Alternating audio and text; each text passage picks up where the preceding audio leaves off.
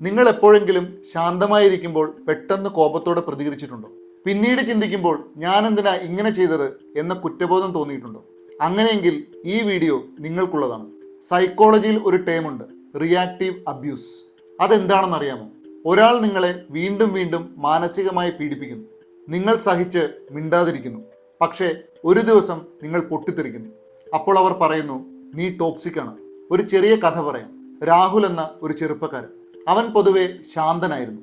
അവൻ്റെ ഓഫീസിൽ ഒരാളുണ്ടായിരുന്നു, സദാ ഇവനെ ടാർഗറ്റ് ചെയ്യുന്നവൻ. ചെറിയ കാര്യങ്ങൾക്ക് പോലും അവനെ ക്രിട്ടിസൈസ് ചെയ്യും, പബ്ലിക്കായി അപമാനിക്കും. നിനക്ക് ഇത്രയും പോലും ചെയ്യാൻ പറ്റില്ലേ എന്നൊക്കെ ചോദിക്കും.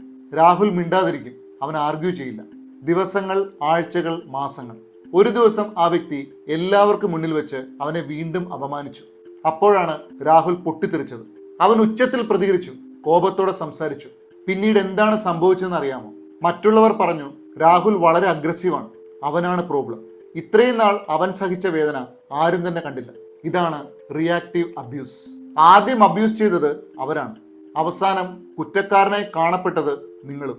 ഇത് ഡേഞ്ചറസ് ആണ്. ഇത് നിങ്ങളുടെ തന്നെ മനസ്സിനെ കൺഫ്യൂസ് ചെയ്യും. ഞാനാണോ തെറ്റ്, ഞാൻ ടോക്സിക് ആണോ എന്ന് പോലും തോന്നിപ്പോകും. ഇത് തന്നെയാണ് അവർക്ക് വേണ്ടത്. പക്ഷേ സത്യം എന്താണ്? നിങ്ങളുടെ റിയാക്ഷൻ നിങ്ങളുടെ ക്യാരക്ടർ അല്ല, അത് നിങ്ങൾ അനുഭവിച്ച പെയിൻ്റെ ഫലമാണ്. പക്ഷേ ഇതൊരു ട്രാപ്പാണ്. നിങ്ങൾ പ്രതികരിച്ചാൽ അവർ നിങ്ങളെ വില്ലനാക്കും. ഒരാൾ നിങ്ങളെ നിങ്ങളല്ലാത്ത ആളായി തോന്നിപ്പിക്കുകയാണെങ്കിൽ പ്രശ്നം നിങ്ങളുടേതല്ല, അത് തികച്ചും മാനിപ്പുലേഷനാണ്. നിങ്ങൾ പ്രതികരിച്ചത് കൊണ്ട് നിങ്ങൾ തെറ്റായ ആളാകുന്നില്ല. പക്ഷേ ആരാണ് നിങ്ങളെ അങ്ങനെ ആക്കുന്നത്, അത് നിങ്ങൾ തിരിച്ചറിയണം. അതാണ് റിയൽ പവർ. എല്ലാവർക്കും ശുഭദിനം. Thank you so much.